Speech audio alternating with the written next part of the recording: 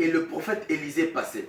C'est-à-dire, Élisée passait tout le temps. Il passait tout le temps chez la femme de distinction. Et il entrait là-bas, il mangeait. Mais un jour, la femme a reconnu que cet homme, c'est un saint de Dieu, un saint homme de Dieu. Qu'est-ce qu'il faut faire? On doit construire une chambre pour lui. Équiper la chambre, introduire tout. C'est ce jour-là où le miracle s'est introduit dans sa maison.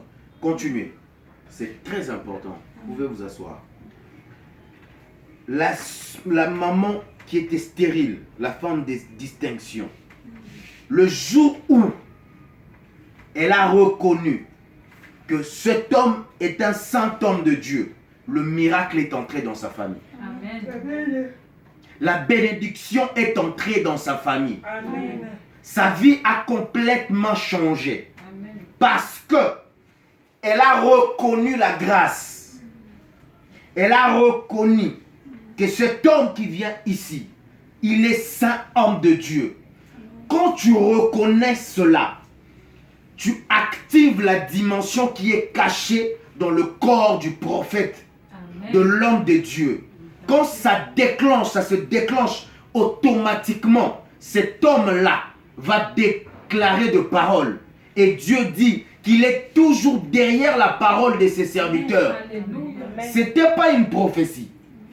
Si vous lisez très bien, ce n'était pas une prophétie. C'est que le prophète Élisée a dit à la femme, ce n'était pas une prophétie. Parce qu'au début, le prophète lui-même, il ne voyait pas. C'est Géasi qui vient souffler au prophète. Le prophète parlait que je te ramène chez le roi, tout ça, chez le président, chez le chef d'armée, tout ça. Non. C'est maintenant Géasi qui vient souffler à son oreille pour lui dire, elle est stérile. C'était pas une prophétie. C'était pas l'ainsi dit l'Éternel. Mais c'était l'ainsi dit le prophète. Comme Dieu est derrière la parole de son serviteur,